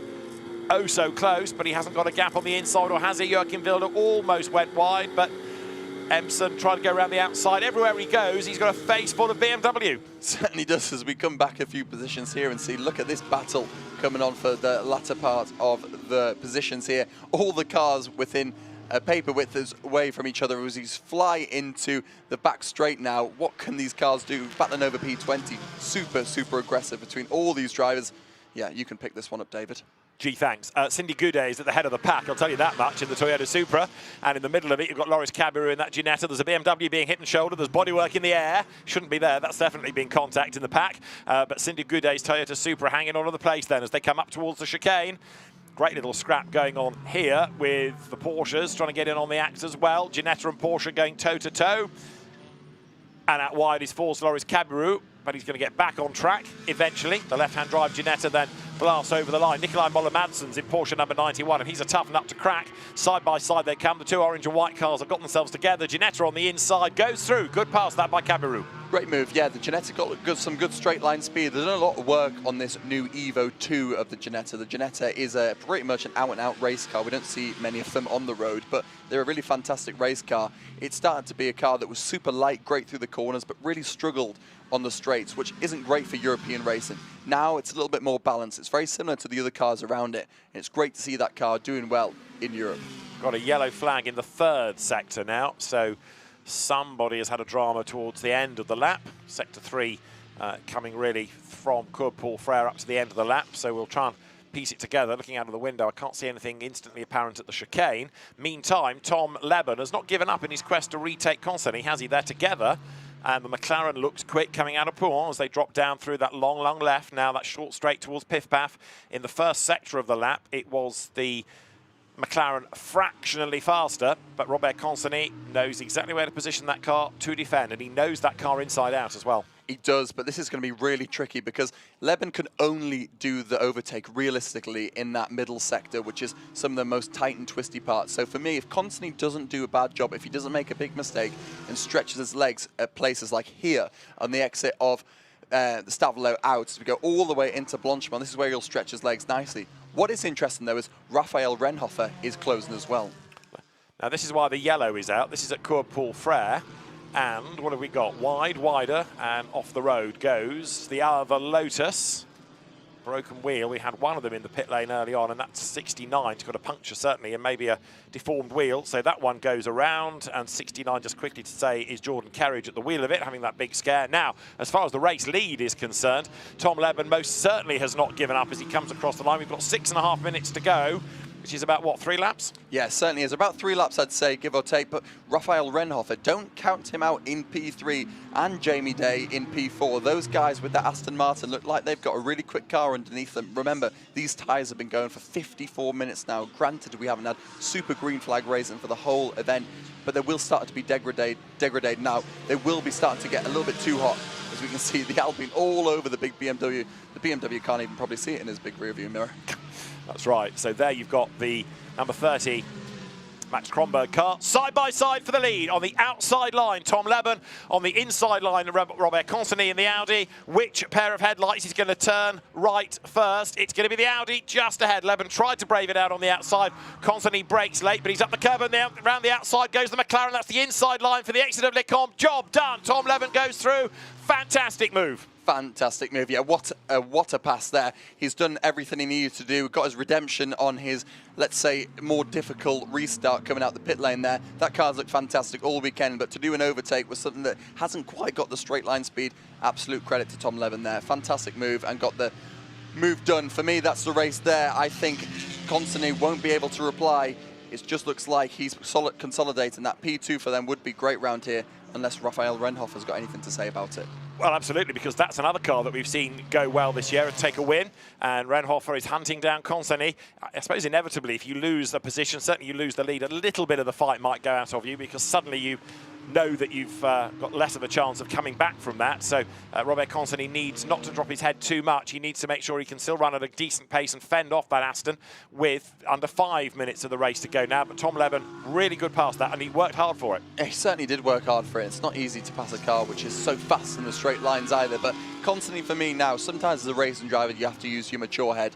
Think with your head and not with your right foot. So sometimes you need to think, okay, I know the car is substantially faster than me, the car behind that is. So, in fact, do I let it go a little bit? Do I put up a massive fight, or do I think, okay, let the car go, I want to be on the podium here. If I fight too hard, that could let the Aston behind, and then the Aston behind that come into play, and before you know it, you could be 6th or 7th. More Porsches going wide and kicking up gravel. Ricardo van der Ende is up into 5th place, having started 27th, so that's been a good run, keeping out of trouble. The BMW's really struggled at Misano with tyre-related dramas across both races, so here they're kind of feeling that they're owed a good result, but that is the best of the BMWs. They've not sparkled again. We've always said, I think, this year, they're better race cars than qualifying cars. Van der Ende doing a very good job. He's chasing after Jamie Day, incidentally, the British driver in 4th place. This, meantime, is Laurent Hergon for Schumacher CLRT, leading in AM, and coming then down into the chicane at the end of the lap here. Yeah, interesting to see how well those BMWs do. I'm not sure how they do it every time, bar Misano with the tyre issues. They always seem to come good at the end of the race, which I guess is a good thing because that's where the big points are scored. Just not ideal. If they could extract more in qualifying, I think we could be seeing a race car that could win. Yeah, I mean, last year, it was the championship-winning car, wasn't it? Admittedly, it's a team that's not in the series this year, but Gabriele Piana and Michael Schrei were the champions. They're going through is Raphael Renhofer. We've got 3 minutes of the race to go, so there's this lap and one more, I would offer you. Yeah, absolutely. So we can see Tom Leben only a couple tenths slower there than Consonny, but remember that Consonny, that is his fastest and the Audi's fastest sector, as we've seen throughout the race. So now it's about, can Leben stretch his legs here and just see out this race? It'd be nice to see those guys. I think they've deserved it, specifically Rattigan there. Josh Rattigan's done a very, very good job, and he's probably thinking, when's this race victory ever going to come? Is it ever going to come? And hopefully now, with 2.5 minutes left on the clock, that car stays mint and they can bring it home to the checkered flag first. Good little battle here, look. Jamie Day, then Ricardo van der Ende, and then Antoine Leclerc in the Alpine. Now, that was the car that was even further back on the grid, I think, than the van der Ende BMW. And there it is in 6th place. We've been getting excited about the Alpines. They're attractive little cars, but very quick. And Antoine Leclerc, who was rapid last season as well and has been in different categories for many, many years, hunting down van der Ende, who has now put himself on the back of Jamie Day. Yeah, really excited. Lovely to see those brake discs glowing as well in the night time. Just shows you how dark it is for these guys driving at the moment. But yeah, Van der Ende against Day, and then you've got Antoine Leclerc, as you mentioned, behind 3 really experienced GT4 drivers in their own right, and 3 really experienced drivers in that specific car as well. Jamie Day races a lot in the Aston Martin in British GT. Van der Ende's driven the BMW for a while. Leclerc, an Alpine specialist himself now, so it'll be interesting to see how those guys could fight it out for P4, which is still some mega points for the championship. And there are the leaders then coming through the chicane. almost like scale electric, the way that the cars slot through the line, isn't it? But a brilliant shot that from the drone, it really is, with that very patriotic curving left and right. Over the line goes Jamie Day. That's Ricardo van der Ende's BMW. Right, we've got less than a lap time left in the race. This is the last one now. So van der Ende, as an example, has got precious few options if he wants to gain another place. He certainly does, but just going back to the lead, 29.6 for Tom Leben, as we see the number 92 Porsche stopped on the exit of what I think is No Name. Yes, Speaker's Corner, or Jackie X are some of the monikers that it has adopted, but it's a car, as you say, going nowhere. That is the second of the Vimvec cars, Nicolas Malloy at the wheel of it, so that's a yellow in Sector 2. But this car then, Tom Leben at the wheel, it was the one that started on pole position. To say that it's had an easy race is absolutely not the story. They've had to work very hard for this win, but we're not done yet, because Consani, then Renhofer, Day, van der Ende and Leclerc all in a big, big queue as they come now out of Les Cons once more. Yeah, interesting to see. Can that BMW close up any more to Jamie Day? We couldn't probably have 3 more different looking cars fighting for one position now, so this is a really good illustration of how good the BOP works, considering we've had an hour on these tyres, an hour on these brakes, and for these drivers still relatively fresh into the cars, as we've got a green flag. Obviously now for that car struck at the exit of No Name into Pouhon, they can go all the way to the end now trying to race. Can van der Ende use all that experience, like you said, a bit of a Formula Ford legend of his time, and also a GT4, as he's all over the back now of Jamie Day coming into Piff Paff. Formula Ford Festival winner, so racecraft's not in short supply. Looks to the inside line, but Jamie Day, another Ginetta Junior graduate, knows exactly how to defend. Holding up the BMW was allowing the Alpine to get a little bit closer as the cars now head down into the campus right-hander, short straight that takes you to the Cours Paul Frere. The race leaders, of course, ahead of these on the lap, making their way up towards Blanchimont and then to a checkered flag. But Jamie Day just keeping van der Ende at bay. Towards the camera they come. It looks so much darker there. Headlights piercing the gloom.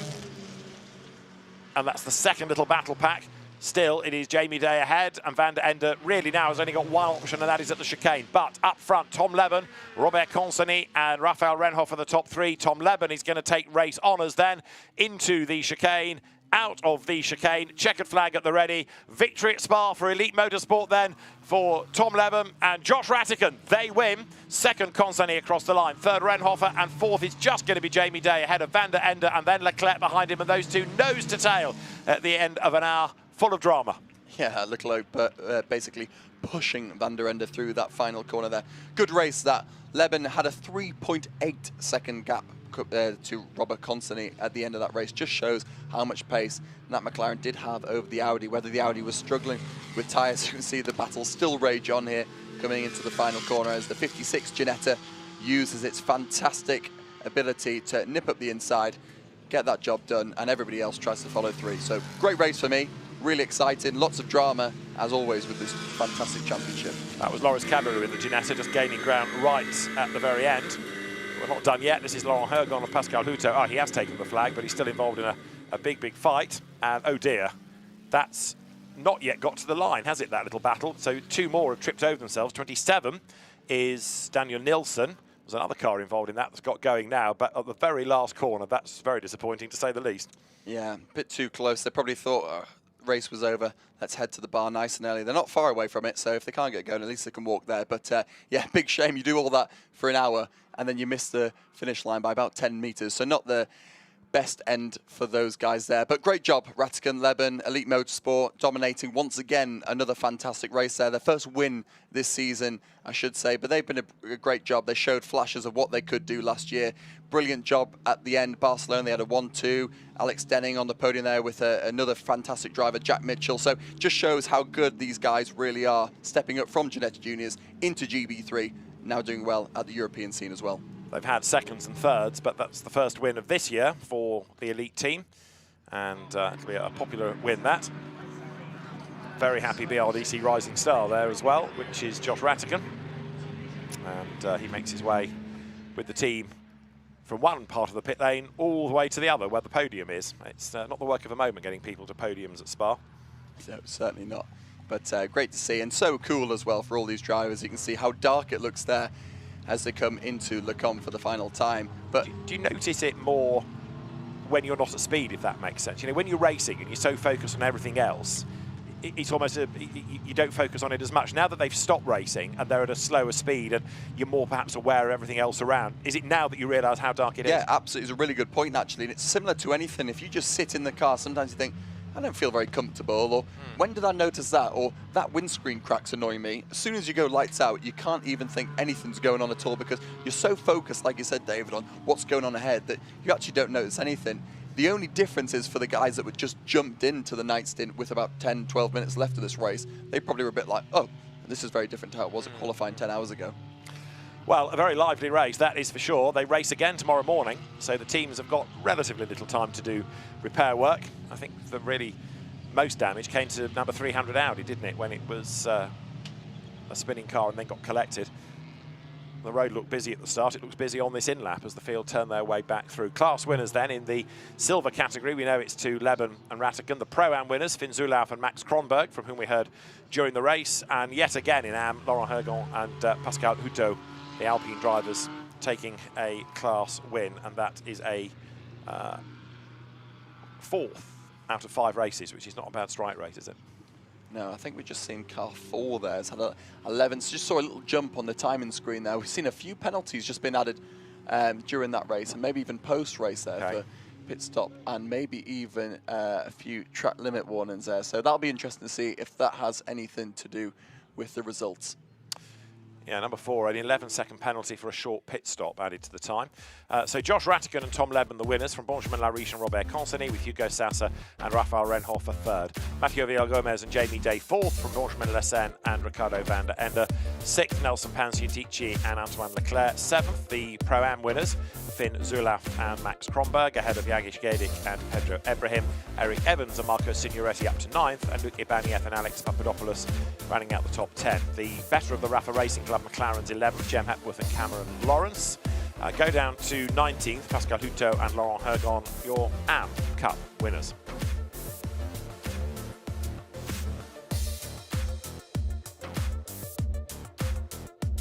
Greg Gilbert and Anton de Barn up to 21st, ahead of Will Moore and Matt Nicol-Jones. Victor Bouveng and Joachim Walders, BMW, got to 26th, and Alex Denning and Tom Emerson 30th from the very back of the grid. And we didn't lose that many, despite the ferocity of the race. Yes, a few were out of position, but in the end, we only lost, relatively speaking, a short number compared to the overall number of starters. We have silver, Pro-Am and Am podium still to come. The drivers will make their way in due course. Disappointing for the Lotus team, because both cars from the stable of Mahiki Racing eliminated, and both with damage as well. But fingers crossed they can be made good for tomorrow. And Fabio Rauer and Henrik Still's Porsche never got a lap in, did it? That was turfed off at the very first corner. Yeah, such a shame when you do all that build-up and don't get a good crack at it. But they'll be back hopefully tomorrow for another really exciting race in this GT4 series. It won't be a night one, that's for sure.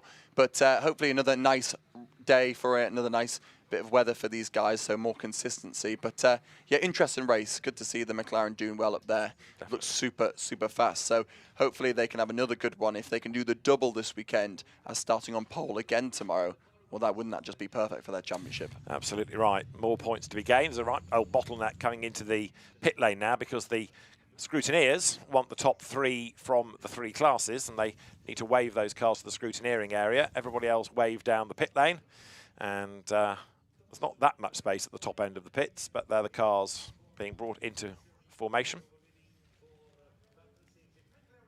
So the team trying to make sure they've got everybody where they need to be, boards 1, 2 and 3. And then up the stairs to the podium. There you can see the race control building on the right. The timekeeping room is that one there.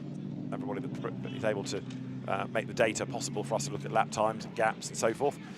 But the door opens on the left-hand drive British McLaren. Out of it we'll get a very happy Tom Leben. And the door closes, and Josh Rattigan is the first to embrace him. A very, very happy man indeed. Other cars being dragged into position. You win the race, you get shoved out of the way, which seems a bit unfair, doesn't it? But making space for the 3rd placed Aston Martin of Rafael Renhofer and of Hugo Sassa. Now the celebrations can get back underway. Great drive by Tom Leben, that, and he had to work hard for it. He certainly did, yeah. I'm sure he'd be slightly frustrated whether that was pressure or temps related with the tyres to get overtaken, but did a fantastic job to get back on that 1st place and past the Audi with a fantastic move. So the drivers then will be heading shortly up to the podium. You can see on the top of the pit building the bar, the brasserie, the pit restaurant. And then to the other side of that is this race through time exhibition with lots of cars and memorabilia from the years since 1924 of the Spa 24 Hours. Cars that have won, cars that have raced, and books, programmes, tickets, passes, model cars, all to go with the history of the event. And a lot of effort has been put into reflecting on the centenary of the Spa 24 Hours for this weekend. So there, Tom Leben and Josh Rattigan pose for the photographs. And a very happy partnership they make, don't they? Big smile from Josh Rattigan. And Robert Consigny, rather more sanguine about life in the background there. But it's more points, but the elusive first win of the year remains elusive. It certainly does, yeah. But they'll know it's coming. They've done a good job all year, albeit had some sort of contact in what seems like every race. But I think they've had a bit more of a level-headed race so far. I thought actually what happened to Robert Consigny and his teammate there, they seemed a little bit more strategic with how they were going to play this race. They didn't seem as aggressive as they normally do. Obviously, Consigny, fantastic job to get past Leben at the exit of that pit lane. Didn't work out in the end, coming home P2, but still, P2 in this championship is fantastic. As long as you can keep the points going, so long as your rival doesn't keep winning, well, then you should be fine come the end of the year. Yeah, bank points when you can, because so often we've seen people have a good day and a completely bad day. You know, you can win one day and not get to the finish the next. So yeah, it's just about continuity. In the background, over Josh Rattigan's shoulder with the headphones around his neck, is Eddie Ives, the man behind Elite Motorsport, a team that he's built up, along with the drivers really, out of Ginetta Junior Racing. And as the team has grown, he's taken them with him onto the next rung on the ladder. And here he is in European GT racing and winning races, which is great to see for that British team, taking on more experienced squads and delivering. And the McLaren hasn't always been the easiest of cars. I know it was a winning car for you in the championship, but that's partly dependent on who drives and which team runs them. But they can be a little bit fickle at times, it seems. But Elite have got on with the job very effectively indeed. They certainly have, yeah. And Ed Ives, a big love affair there with the McLaren, I should say. So yeah, he's done a fantastic job. It's not easy when all you've done is Ginetta Juniors, and I don't mean that in a bad way at all. Those cars are still really, really hard to get right and really impressive when you can win championships in those cars. But when you come to these sort of machines where there's a lot more to them, obviously a lot more parts, a lot more expensive, they're not the easiest things to get right. So there are nuances with these cars, and there are things that you can make sure that you can do better as a team, or one things that you might be able to manipulate slightly within the rules. So they do a very, very good job, and they put a car together which hasn't faltered yet. That 78 has been absolutely spot on. Shame we can't say the same for the 77, the sister car, which could do with some luck, and I really hope we do see them, because those two deserve it. Yeah, you took the words out of my mouth there. I was just thinking about 77. That's the one that seems to cop all the ill fortune, but 78, well, finally a win. And Robert Consigny and Benjamin Lariche must be thinking, it's got to be our turn tomorrow. We can't do much more than this. So fingers crossed that tomorrow's is as interesting a race. It will be in the daylight. In the background over the right of the screen, you can see the big wheel and the light display all in action. A lot of effort putting the event for the fans this weekend. So concerts and things to do off track more than just watching cars go around, but it is the main focus at the moment. And of those people that have been on track, race winners, Tom Leben, Josh Rattigan, they're with Antonia. Tom, I told you at the start of the race, let's hope you survive turn one, and you did multiple times.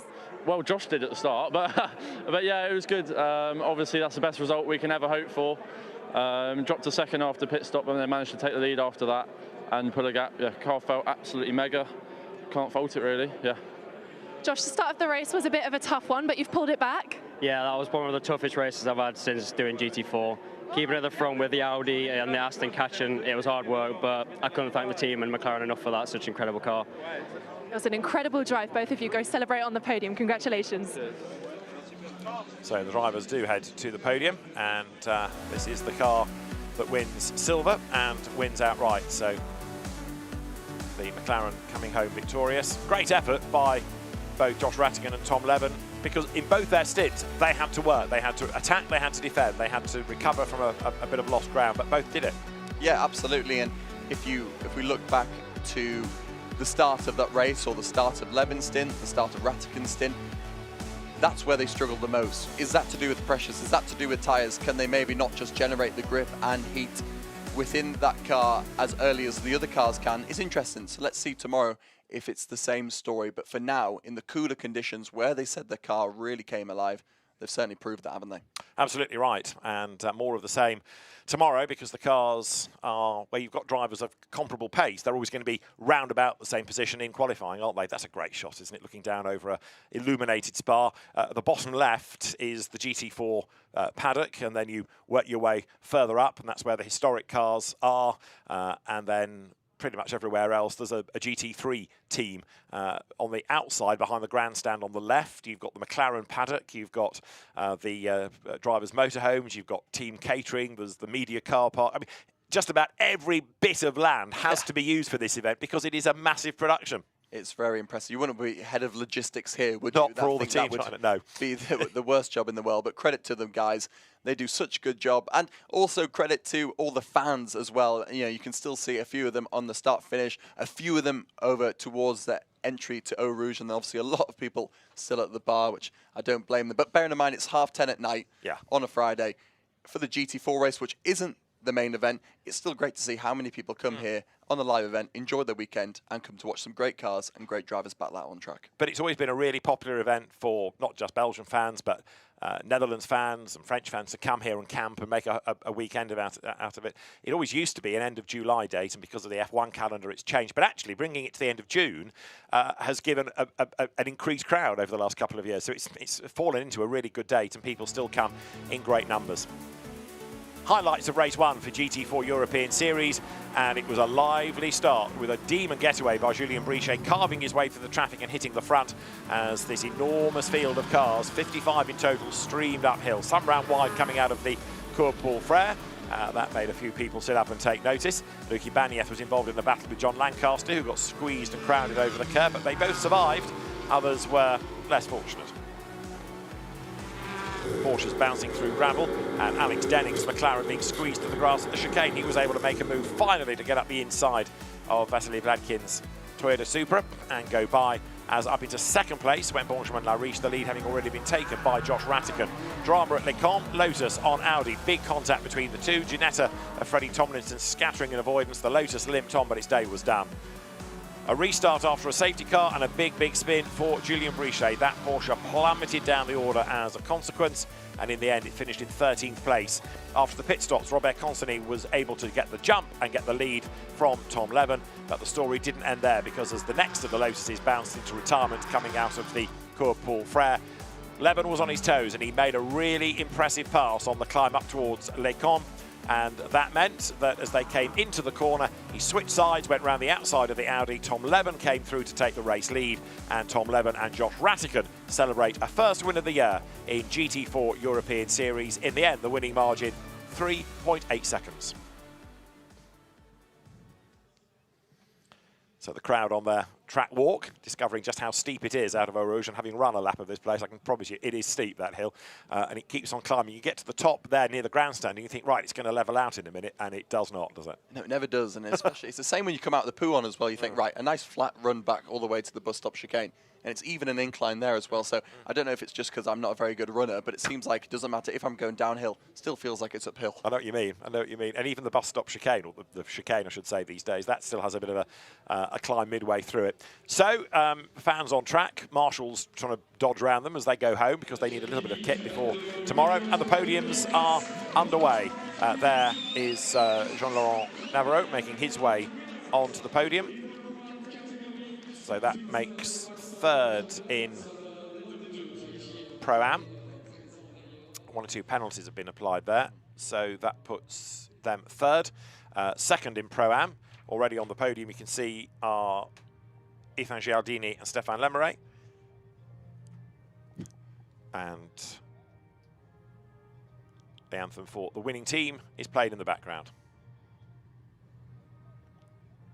And they're the drivers.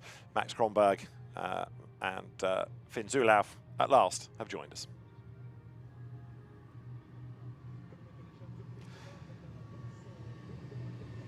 So the Porsche team arrives and celebrates.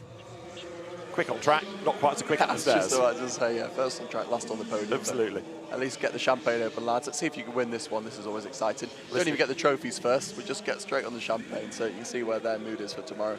Shame we've got another race, isn't it? Yeah, if we can have a race with a traffic jam in the pit lane, we can have anything on the podium. Absolutely. It's been one of those days, hasn't it? So Caroline Candas hands over the trophies on behalf of RAFA Racing Club.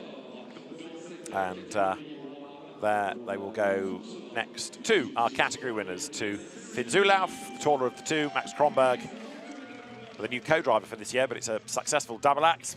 And that then is the Pro-Am podium done. Impressive job as well, P7 overall for a Pro-Am entry. Can't let that go unsaid. It's so difficult for these guys, you know, for an Am driver to finish in the top 10 overall, let alone be top 7, is really impressive. So that's almost even more sweet sometimes than the win, if you can do well in class and well overall when you shouldn't really do. Really good effort from those guys. So clink of the bottles, and that for the championship in Pro-Am has Alexander Weintraub and Stanislav Savronov ahead, still by 14 points from Noam Abramczyk and Paul Petit, but Finn Zulauf and Max Kronberg are now up to third, ahead of Julien Brichet and Jean-Laurent Navarro, Cindy Guidet and Gabriele Ilkova next, Greg Gilbert and Anthony Davan rounding out the top 6. The Mirage Racing Aston, a little bit understated in that race, but still clear within the championship. And of course, 3 more events still to go in GT4. A race here tomorrow. So the next of the podiums will take us to silver or to Am. We'll confirm in a moment. And there to the podium come Hugo Sassa and Raphael Renhofer for third silver. There, Benjamin Lariche, Robert Consani, second of the silvers. Denied a win again by those two pesky Brits in the yellow McLaren. Tom Levin, Josh Rattigan make their way onto the top step after another all-action round of GT4 European Series. Drama all the way, and a lead that went back and forth. Elite Motorsports on the podium as well. And is it the patron? It is. I think Eddie Ives is there on behalf of the team to celebrate. So a great job done as the silver category winners celebrate here at Spa.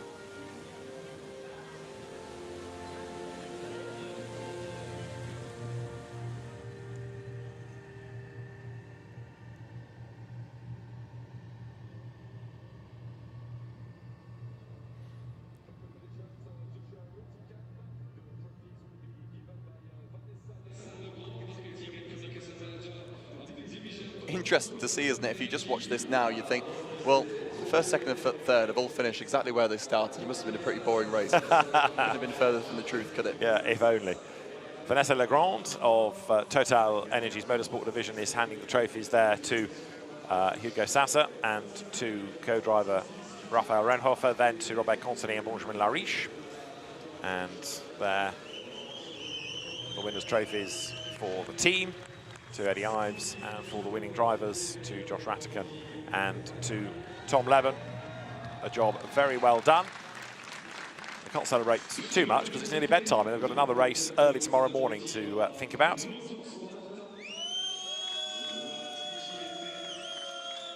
Trophies too for Borusan Automotive.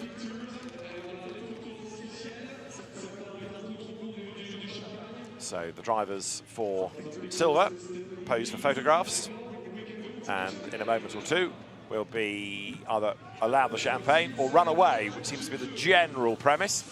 But Consani and Lariche get their own back on the Elite Motorsport drivers, and even though they've not won outright, they're still taking all that in good part.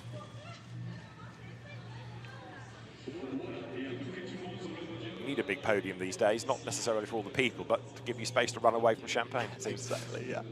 So true. Slippery surface flag needed. That looked very wet offline on that podium.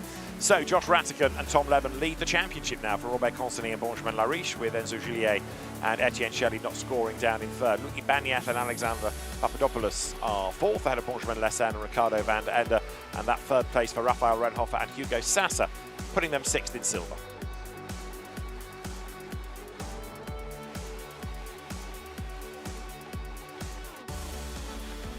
So one more podium, that will be for the AM drivers.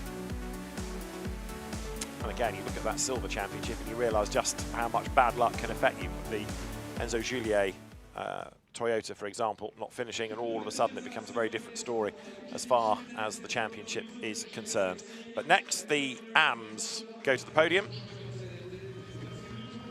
So we have the third-placed car, Jean-Paul Dominici and Jean-Mathieu Leandre, the drivers. Only one of them is there. Second place to Kevin Jimenez, number 72, Aston, and Florent Grisot, and Laurent Hergon and Pascal Hutto, yet again winning AM.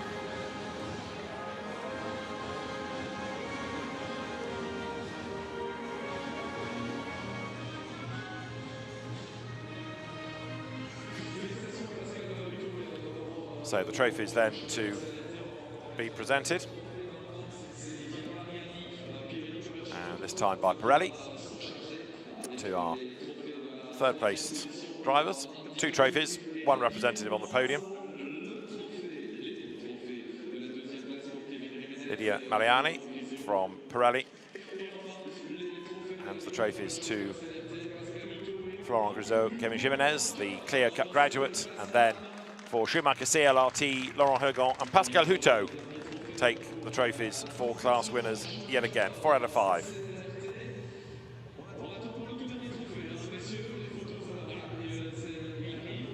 And they're the team's trophy. So congratulations to Schumacher CLRT. Pascal Hutto, Laurent Hergon take honours. And it was another good drive by the Alpine drivers. And tomorrow, Charlie, in the daylight, we look forward to more of the same. Absolutely, yeah. Fantastic race from the GT4 series there. Always exciting. So, as you say, it'll be a little bit of a different daylight for us there, as you can see. The AM classification, Laurent Hergon and Pascal Hutto, fantastic little lead they've got going in. Even though we're only 3 rounds in, they'll be super happy with that. And they've been super consistent as well all year. But yeah, looking forward to it tomorrow. Hopefully we have a great round and another fantastic race. It's on the cards. Florent Grisot, Kevin Jimenez second, Michael Brunhagen and Christopher Brunhagen third. So tomorrow morning, we'll be on air with the second race of the weekend for the GT4 European Series. Thanks for your company this evening. I know it's been a long, long night for some of the GT teams. We'll see you tomorrow from Charlie Fagg and David Addison. Bonne nuit.